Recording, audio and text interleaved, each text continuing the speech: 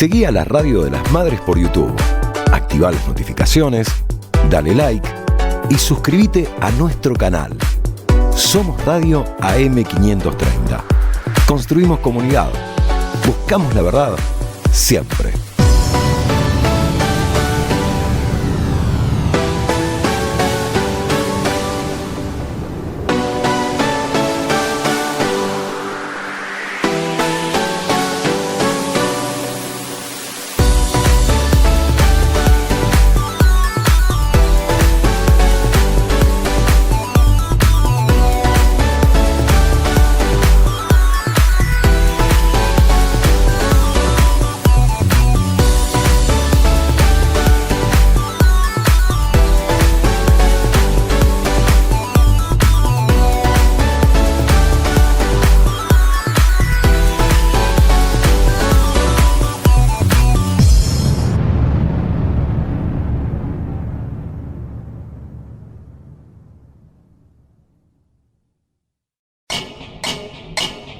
Seguí a la Siempre es hoy.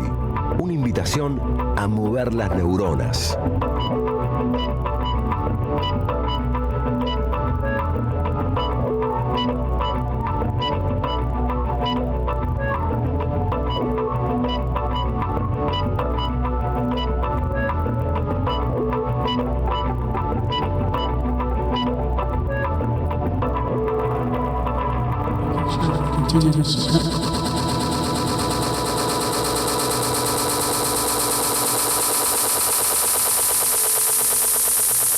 Able to wipe out his debt, we'd be able to help make sure that all those things we need to do, child care, elder care, making sure that we continue to strengthen our healthcare system, making sure that we're able to make every single solitary person eligible for what I've been able to do with the COVID, excuse me, with dealing with everything we have to do with, look, if we finally beat Medicare.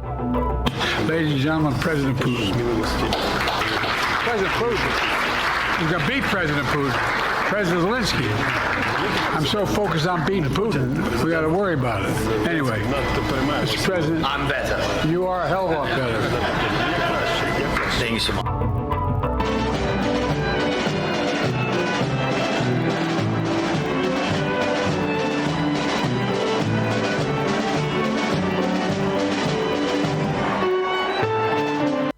Look at the heat I'm getting because I named the Secretary of Defense to a black man. I named Ketanji Brown. I mean, because of the people I've named.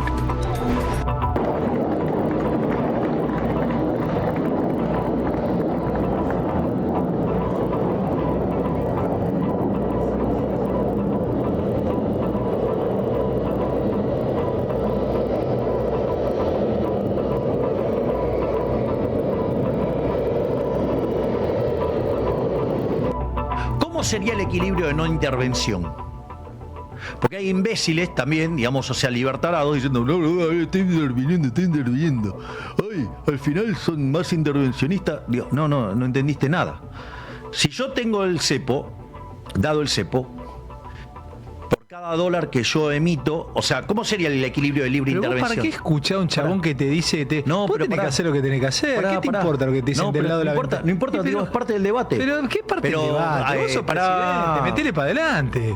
Pero Javier, ¿en qué parte no fui para adelante? No, ya sé, bueno, vas a ser como un toro Shorton, pero bueno, te hablan acá y te hablan, listo. No, pero está bien, digamos, o sea, igual, digamos, a mí me divierte, digamos, demostrarles que son unos burros. Dale.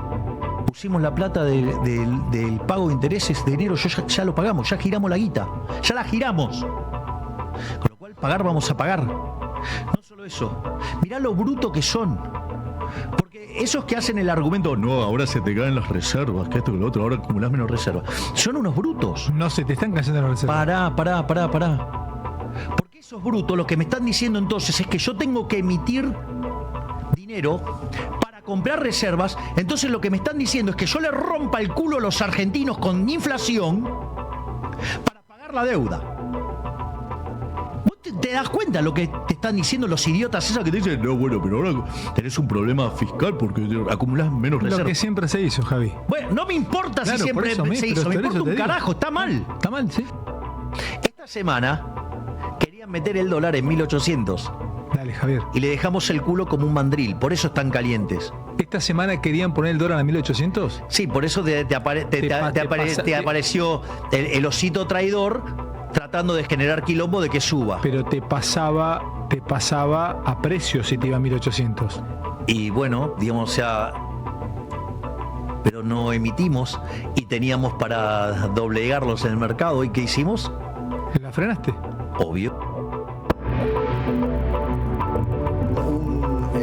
Nuevo conversatorio con Alejandro Horowitz y Diego Sturback. Siempre es un gran momento. Vamos a estar hablando de un hecho como es la renuncia a su candidatura presidencial y a la reelección del presidente de los Estados Unidos, Joe Biden, y después de la posición que está teniendo frente a esta crisis financiera el presidente de la Nación, acusando al fondo a un actor importante del sistema financiero como es el banco macro de la corrida cambiaria. Dos elementos que para mí son interesantes como para ir expandiéndolos, profundizándolos, pero hoy a las 20:30 horas, Diego, se va a producir la presentación de un libro y me gustaría arrancar. Temo que te tengo que corregir. 18:30. 18:30 horas, te pido mil disculpas. No, 18:30 horas se va a producir la... Se presenta este libro que tengo acá conmigo. Es Lenin y Trotsky, los dragones de Marx. Es un... ¿cómo decirlo? Es un segundo tomo, pero que se lee de manera independiente. El primer tomo que escribió Alejandro Horowitz sobre historia de las revoluciones modernas es El Huracán Rojo. Pero en este se Qué pone... linda tapa, te quiero decir. Ahí la estamos viendo. Agradecemos mucho a Emma, nuestro compañero.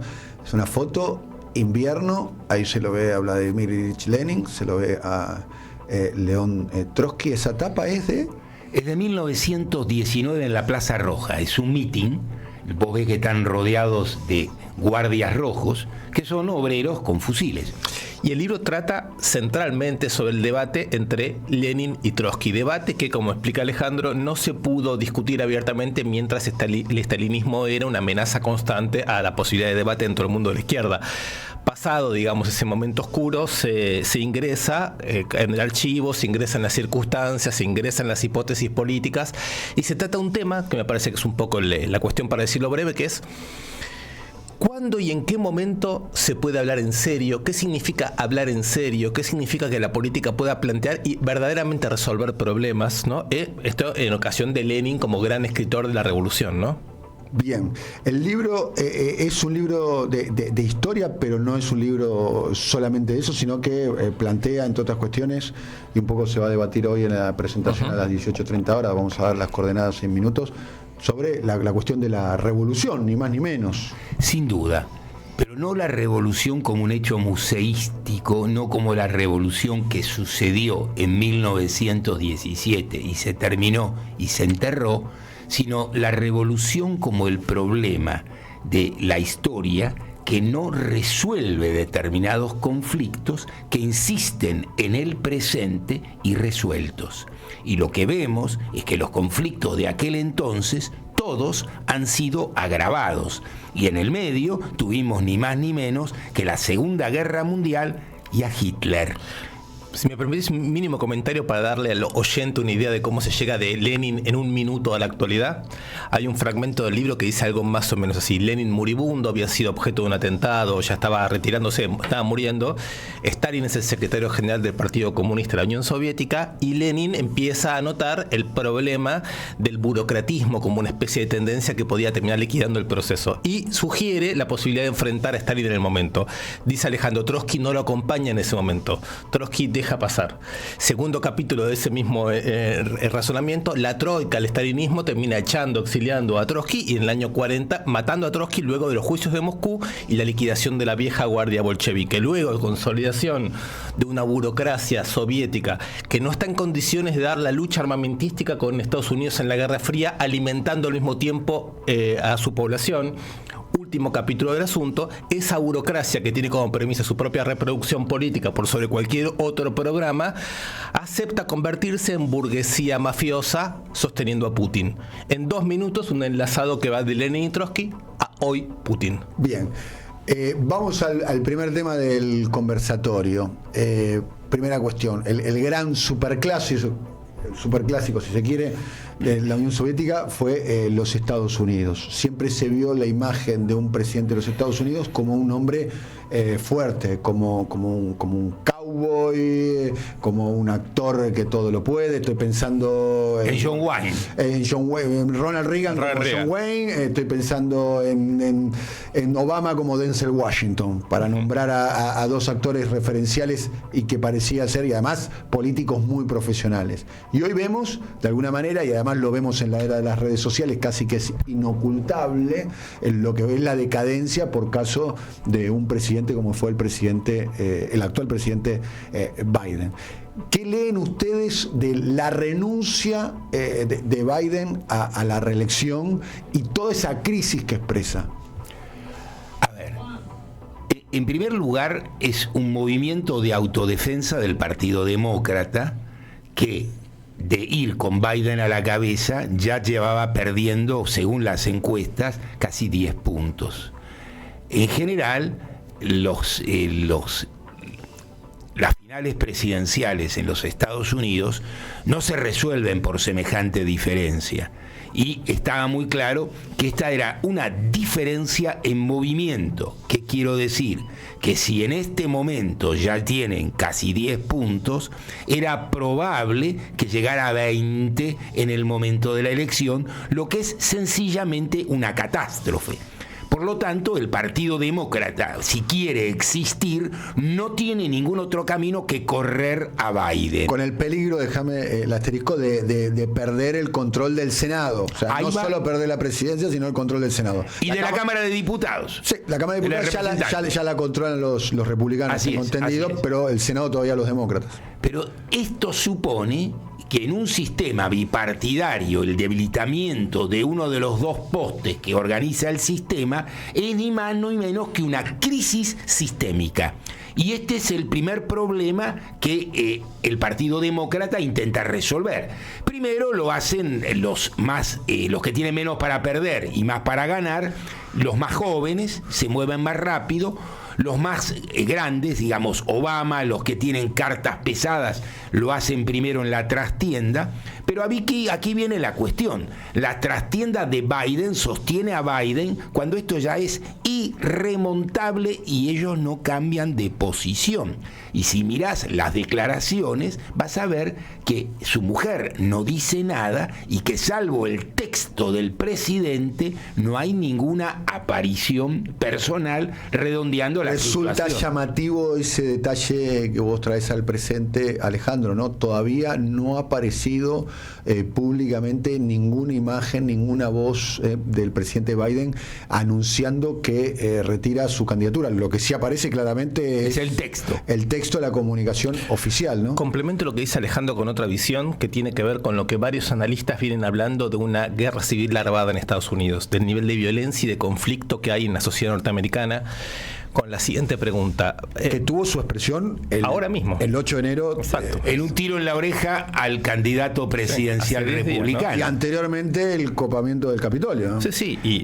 Auspiciado por el candidato que no ha sido juzgado por tal actividad todavía. Bien, ahora, capilarmente en la sociedad norteamericana, todo el tiempo el acceso a las armas y el uso de las armas da un saldo de bajas equivalente, según algunos cálculos, a guerra civil.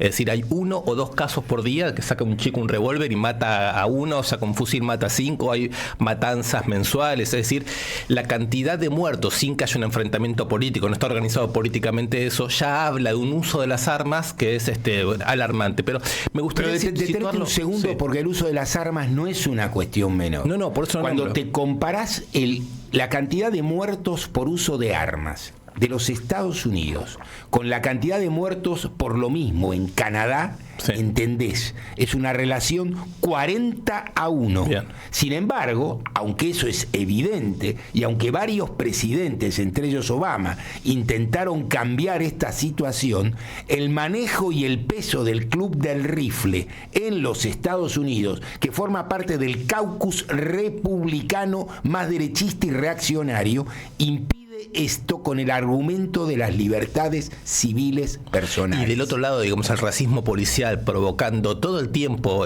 asesinatos en procedimientos normales sobre población negra y los tipos de levantamientos y la organización social del movimiento social popular contra el racismo es otro elemento a considerar, porque eso digamos, existe, es una fuerza real, es una referencia importante en Estados Unidos. Pero me quería sobre todo referir al hecho de que los dos candidatos hasta hace una semana eran dos ancianos blancos bien del sistema, en el sentido que uno del sistema económico y otro del sistema político, bien integrados al sistema. Y acá viene para mí una pregunta importante: la renuncia de Biden y la posibilidad que sea Kamala Harris la candidata, ¿abre la posibilidad, como uno quisiera, o no la abre, como probablemente ocurra, a la posibilidad de una identificación de esa parte de la población que no es blanca, senil e integrada al sistema, de tener una representación un poco más articulada de esa sociedad norteamericana?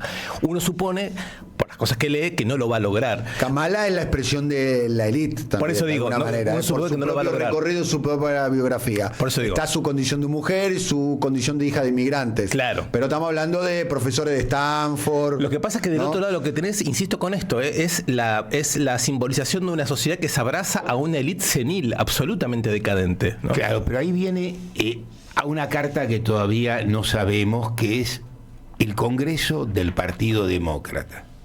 Si algo queda claro es que Biden taponaba un conjunto de tensiones y las articulaba en una dirección. Desde el momento en que ese tapón no funciona, se abre el curso a un chorro cuyo tamaño, intensidad y calidad, desde acá, para mí por lo menos, es muy difícil de observar. En consecuencia, yo digo que el asunto de ponerle todas las fichas a la vice es un dato apresurado. Yo no sería, no digo que no es posible, digo, cuidado, puede aparecer por un costado un candidato impensado. O candidata. Hay una que es una gobernadora de 52 años que juega claramente en otra cancha. Y hay tipos mucho más radicales que eso. O la propia Michelle Obama. Hay un detalle que por lo menos hasta ahora, me puedo chequear ahora si quieren, me tomo un minuto y chequeo, hasta ahora no se ha manifestado públicamente Barack Obama a favor de la candidatura de Kamala Harris. Exacto, no nombró directamente un apoyo a la candidata de Biden. Sí lo hizo por caso en el día de ayer Nancy Pelosi, lo había hecho, y creo que propio Biden también, ¿no? o alguien en nombre de Biden. Acá va, si seguimos la lógica de las encuestas, la persona mejor situada para disputar esa pelota desde la cancha demócrata es la señora Obama.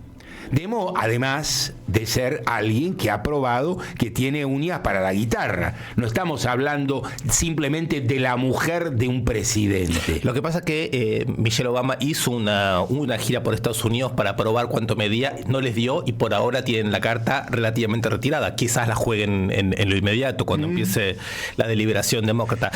Pero no querría dejar de insistir un poco en esta escena de Biden y Trump, que era lo que hace una semana era lo que se veía como dos señores que están representando de una manera muy particular a la élite blanca norteamericana, como actor global también, como personas que están dando cuenta de una incapacidad de renovación de las imágenes de la élite política. Ese lo tomo como un signo de crisis y lo tomo como un signo, digamos, de algo que puede también involucrar la situación europea. Vamos a tomar de nuevo este punto porque creo que Diego tiene razón.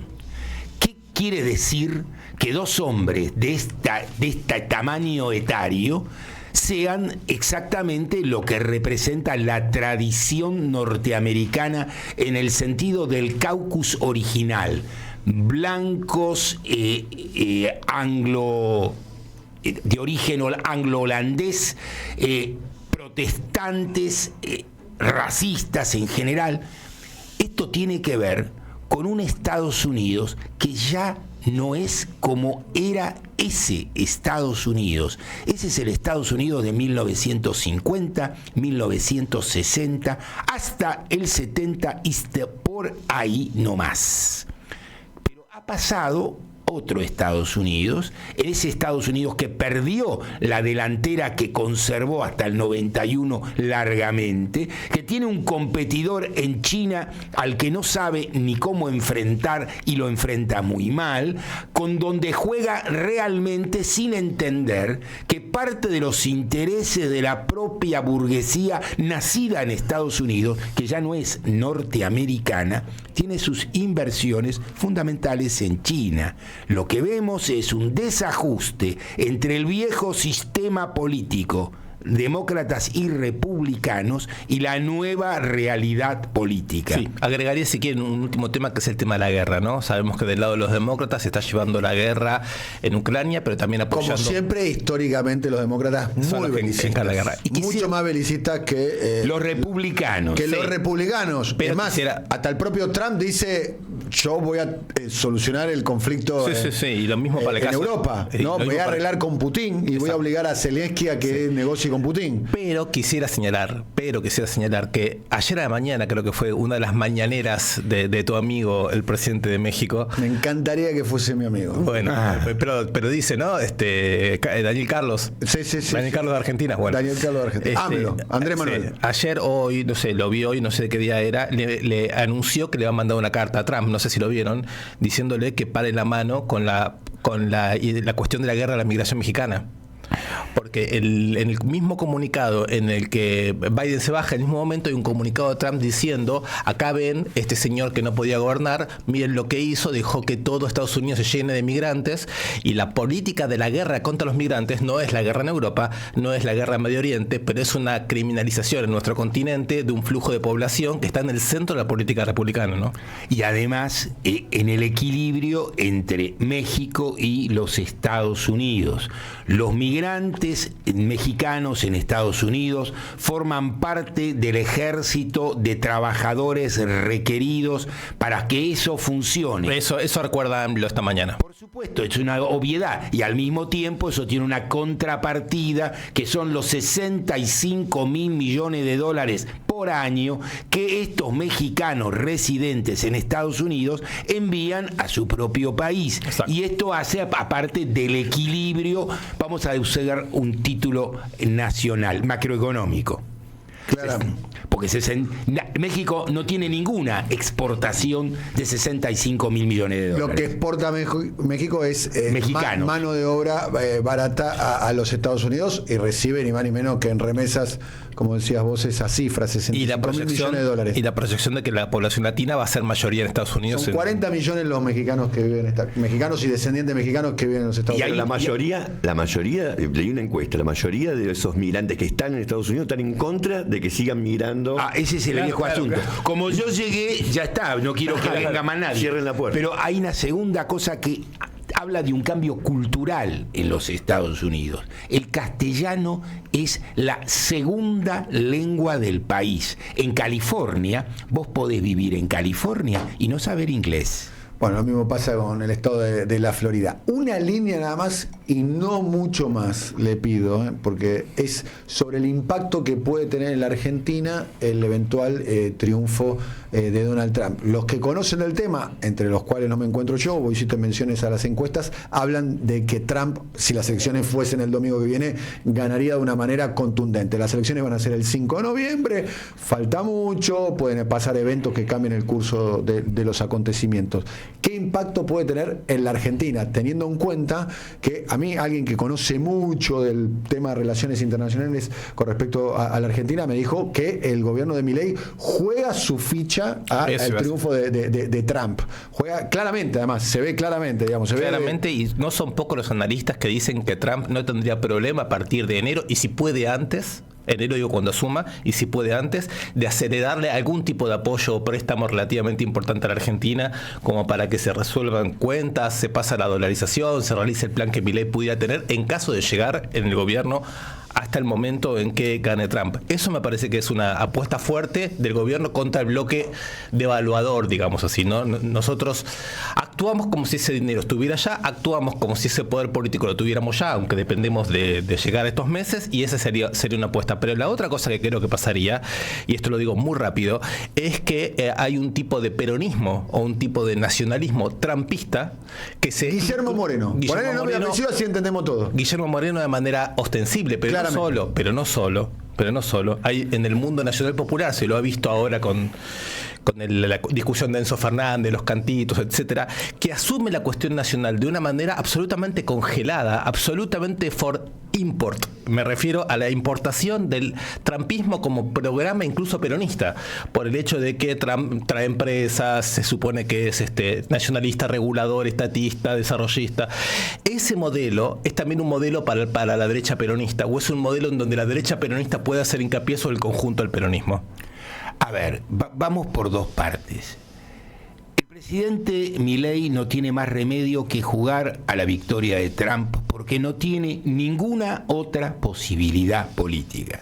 El presidente se acaba de pelear con el Fondo Monetario Internacional, se acaba de pelear con China, cuyas relaciones no recompuso, tiene unas relaciones horribles con Brasil y el resto de los países que rodean territorialmente la Argentina, de modo que el presidente, sin un cambio en el principal accionista del fondo, que sería el gobierno de los Estados Unidos, tiene cero chance de recibir una moneda del fondo. Esta es la primera situación. De modo que Milei no tiene estrategia, juega obligado. Dato número 1. Dato número 2. Una cosa es lo que el presidente de los Estados Unidos quiera y otra cosa es que el Fondo Monetario Internacional haga mecánicamente lo que el presidente de los Estados Unidos quiere. Con Trump y Macri pasó. Si yo no digo con Trump y Macri pasó, pero quiero recordar... Puede pasar, pero no es automático. No solo eso, quiero recordar un caso donde alguien como Domingo Cavallo, que es un orgánico de los jugadores del fondo, siendo candidato y ya ministro del gobierno de, me refiero... Fernando de la Rúa. Gracias, se me adelantó. No recibió la plata. Y no solo no la recibió, que le hicieron un terrible corte de manga y lo estamparon. El 2001 es, entre otras cosas, la ausencia de ese dinero. Está bien. Un gobierno, el de la Rúa, un gobierno débil, no pareciera ser que tiene condiciones de gobierno débil Y una situación internacional diferente. Elecciones de Venezuela en el medio, ¿no? Conviene. El domingo que viene. La debilidad y la fuerza de Milei son terriblemente relativas y depende en qué cancha. Bien. Milei juega como si no tener los dólares y tenerlos permitiera la misma política monetaria, lo cual es sencillamente delirante. Yo, si tengo los dólares, puedo plantearme o no una política de emisión, pero si no tengo los dólares y no los tengo, no hay tutía. Vamos a entenderlos. Rollover no es ninguna otra cosa que cambiar la fecha de los vencimientos. Cuando yo tengo un usurero al que no le puedo pagar, le aumento mi tasa de interés y pago para pagar más tarde. Pero como a nadie se le escapa, estos son movimientos desesperados. En la cuenta del fondo estamos en rojo en 5.000 millones de dólares. No es simplemente que él tiene dólares para frenar la corrida. La corrida está sucediendo y vamos a entender una cosa. Puede devaluarse de dos maneras. Una es el ministro de Economía el que decide la devaluación y la otra es cuando el mercado por las propias devalúa. Y hay un último detalle que con esto cierro. Cuando el mercado devalúa por las propias en un banco central con tan pocos dólares, estás exactamente a 30 segundos de que te quedes sin paridad cambiaria.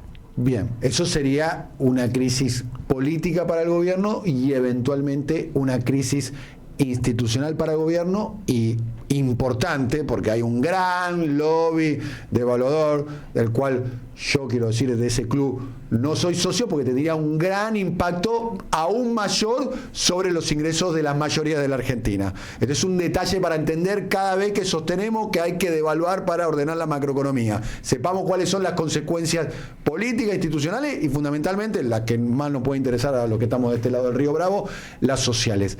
Vamos a escuchar ahora al presidente Javier Milei. Me divierte demostrarles que son unos burros. Milei se enfrenta al Fondo Monetario Internacional, ¿no?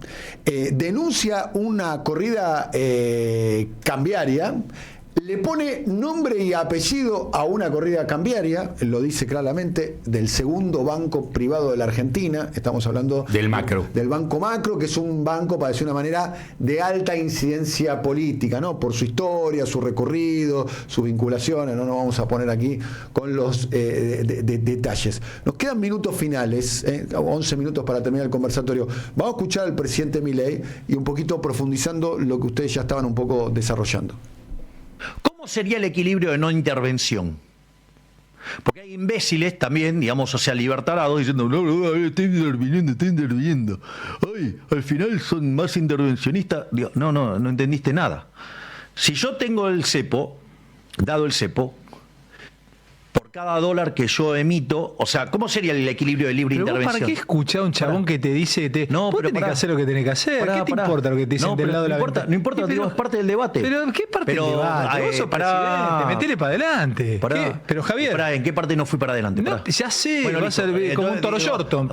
Bueno, te hablan acá y te hablan, listo. No, pero está bien, digamos, o sea, igual, digamos, a mí me divierte, digamos, demostrarles que son unos burros. Dale. Pusimos la plata del pago de intereses de enero, ya lo pagamos, ya giramos la guita, ya la giramos. Con lo cual pagar vamos a pagar. No solo eso, mirá lo bruto que son. Porque esos que hacen el argumento, no, ahora se te caen las reservas, que esto que lo otro, ahora acumulás menos reservas. Son unos brutos. No se te están cayendo las reservas. Pará. Porque esos brutos lo que me están diciendo entonces es que yo tengo que emitir dinero para comprar reservas. Entonces lo que me están diciendo es que yo le rompa el culo a los argentinos con inflación para pagar la deuda. ¿Vos te das cuenta lo que te están diciendo los idiotas esos que te dicen, no, bueno, pero ahora tenés un problema fiscal porque acumulás menos reservas? Lo que siempre se hizo, Javi. Bueno, no me importa si siempre se hizo, me importa un carajo, está mal. Está mal, sí. Esta semana querían meter el dólar en 1800.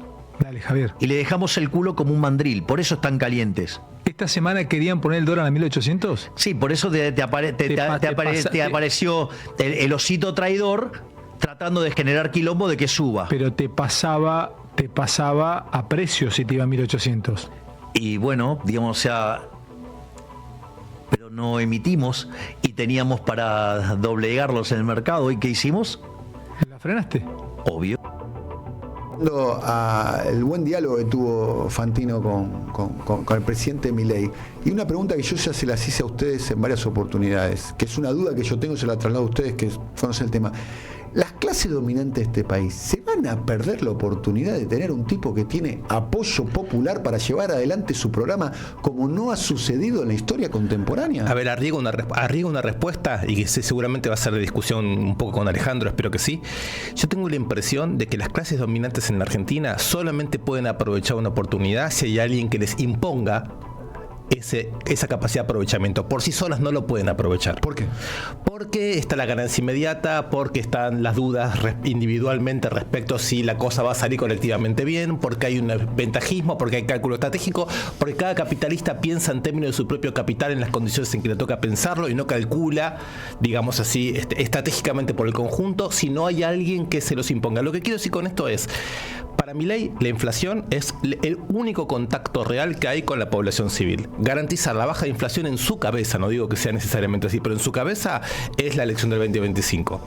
Y lo que está tratando de hacer es ganar tiempo diciendo a la gente, los que quieren devaluar, quieren que aumente la inflación. Es decir, que hoy los devaluadores son la casta, él es el que intenta ganar tiempo y él es el que está diciendo que defender la inflación a cualquier precio es, de un lado, paz social y cumplir con el programa electoral, y de otro lado, enfrentarse con las clases dominantes para que entiendan lo que por sí sola, en su cabeza, ellas no entienden. Te digo, si piensas de esa manera, para mí tiene razón. Trasladada la pregunta anterior. A ver, El problema de la inflación es el problema de la estabilización relativa en una relación peso-dólar que permita el funcionamiento económico. Si nosotros miramos el fenómeno desde 1975-76 para acá, vamos a ver que entre 1975 y 1991, hasta la convertibilidad, hubo 2 hiperinflaciones y nunca en ningún año la inflación fue inferior al 100%. Es decir, la coexistencia entre altos niveles de inflación y el sistema de distribución del ingreso van juntos. Dato 1. Dato 2. Cavallo logra estabilizar relativamente la cuestión con un instrumento que es la convertibilidad, pero es un instrumento de circunstancia. Menem descubre el caudal político que esto tiene y exige que el instrumento de circunstancia se transforme en un instrumento permanente. Esto que arroja el estallido del 2001. ¿Qué nos muestra este doble comportamiento? Nos muestra que el ciclo económico en la Argentina es cada vez más pequeño, cada vez es más necesario devaluar más rápido y cada vez esto supone una redistribución regresiva del ingreso sin alcanzar un punto de estabilidad. El presidente devaluó. La devaluación tenía que venir acompañada de ingresos de reservas líquidas que permitieran estabilizar en ese punto la cuestión. Al no hacer eso, simplemente por mala praxis política, por pelearse con China, por desacordar con el fondo, cosa que hubiera podido hacer, porque era la repetición de la situación de Macri. Entonces, si lo pudo hacer Alberto Fernández, él también hubiera recibido el caudal para estabilizarlo. No lo logra. Y al no lograrlo, ¿qué pasa? Se come el colchón de la devaluación anterior. Entonces vienen los devaluacionistas permanentes que quieren que cada 48 horas suceda tal cosa. Y entonces efectivamente... Para los cuales siempre está atrasado el tipo de cambio. Así es. Siempre está atrasado, pero al mismo tiempo esto tiene un efecto real. Basta que este partido empiece a sonar para que los que tienen que vender no vendan o se queden con los dólares y no los liquiden. Con lo cual no tenés los dólares, y cuando no tenés los dólares y tenés los vencimientos uno atrás del otro, estás en la terrible situación de poner pesos más para que te den algún dólar o de quedarte sin los dólares e ir al default. Dicho de otra manera, Milei está entre la espada y la pared. El equilibrio que tiene en los numeritos es un equilibrio que depende de la situación real que se está degradando continuamente. Hay 38.000 empresas en situación inmediata previa a la quiebra. Esto quiere decir que sostener esta recesión tiene un costo descomunal, que no es simplemente el costo inflacionario, es el costo de funcionamiento. Ahí hay un tema que es interesante, ¿no? Hasta que no se ponga en juego, y no sabemos bien cómo, lo que podríamos llamar así como la rebelión de lo concreto, todo eso que está destrozado, que está silenciado, que está degradado, que está precarizado, implosionado, que está implosionado, como hemos dicho varias veces. Mientras eso ocurra ahí, hay una renta, hay una capacidad de explosión, de explotación que es puramente política. Es renta a la desactivación de la capacidad de resistencia popular. Mientras eso dure, yo creo que la situación que dice Alejandro, que es muy precaria y que es muy de una situación muy poco espacio de maniobra, puede o no darle a Milei la posibilidad de ganar tiempo. Si en cambio se activa esta cuestión de la rebelión de lo concreto, ahí se terminó el partido. Y por eso creo que Milei cree controlar eso por lo de la inflación. ¿Será? Acá viene la cuestión final y cierre. Fíjense, él necesita que esto se estire. La pregunta es la vieja pregunta del helado y la parrilla.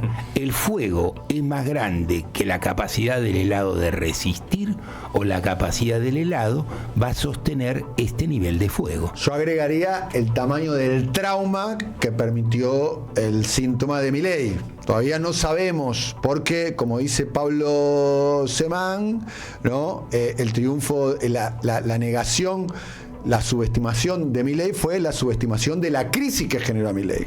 Entonces todavía no sabemos cómo ha sido en sectores mayoritarios de la sociedad la profundidad de la crisis que generó a Milei, porque esa profundidad de la crisis para mí es directamente proporcional al grado de tolerancia. Es una hipótesis. Que es buena y que yo le agregaría una sola cuestión. La intensidad de la crisis no es solamente el nombre Milei y la política Milei, es la incapacidad de hacer cualquier otra cosa que no sea volver a un pasado imaginario que no existe o al futuro de Milei. Pues tenemos pendiente, ¿no? Una vieja discusión sobre el año 2015 entre nosotros. Sí, pero tenemos que dedicarle el programa entero, no podemos dedicarle un fragmento. Es cierto. Tenemos que dedicarle el programa entero. Me parece importante porque en los términos en que lo planteaste vos, citando a Pablo Semán, hubo una destrucción del lazo social ahí donde se creía que no la había, y esa falla de percepción nos volvió muy retrasados con respecto a la contemporaneidad del proceso político. Estamos todo el tiempo llegando atrás, tratando de ver lo que no se ve, en palabras de Semán. Por eso cada vez genera más sorpresas en un sector social genera muchas sorpresas. En un punto genera muchas más sorpresas Milei. En un sector, y en el otro sector genera una suerte a mí me genera sorpresas todo el tiempo. Primero me genera sorpresas, estamos terminando, ¿vale? Sí. Que haya ganado, que pueda gobernar, que sancione la ley, que reprima a la gente, mande a la gente a la casa y la gente se queda en la casa, ¿no? Recordemos, ¿no? La represión tuvo efectos prácticos exitosos, ¿o no? Sin ninguna duda, de eso ¿no? se trata. Acá viene la cuestión. El efecto Milei no es solamente el resultado. El efecto Milei es la permanencia de la situación. Exacto. Bien, insisto sobre un concepto: subestimar a Milei es su gran proteína, que lo fortalece de algún modo. Gracias, compañero. Gracias a vos, Diego Stulbach. Puse lo mejor de mí porque no me siento del todo bien. Gracias, querido Ale. Reiteramos, por favor, hoy a las 18:30 horas la presentación del libro Trotsky y Lenin, los dragones de Marx, que se va a hacer ¿dónde? Se va a hacer una librería que queda en Nicaragua. Nicaragua y Uriarte. Y Tames. Nicaragua y Tames. Nicaragua y Tames. Enfrente de Pizza. Sí, señor. Enfrente de la pizzería amiga nuestra. Ahí la presentación de este libro. Ahí estará Alejandro, obviamente el autor. Estará Diego Stulbach. ¿Y quién más va a estar? Va a estar Martina López Casanova, Eduardo Gruner y Daniel. Voy a tratar. Si llega vivo a tal efecto. Daniel Paracetamol Tonietti. Claro. Bueno, nos estamos yendo. Ya llega Feli Bonavita con su show radial. Gracias, querido Emma.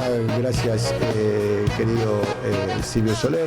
Gracias a todos. Será hasta mañana a las 10 de la mañana. Nos volvemos a ver acá. Chao, chao.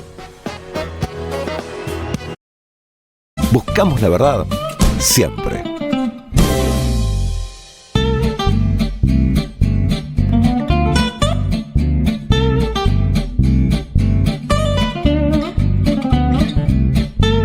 Seguí a la Radio de las Madres por YouTube. Activá las notificaciones, dale like y suscríbete a nuestro canal. Somos Radio AM530. Construimos comunidad. Buscamos la verdad siempre.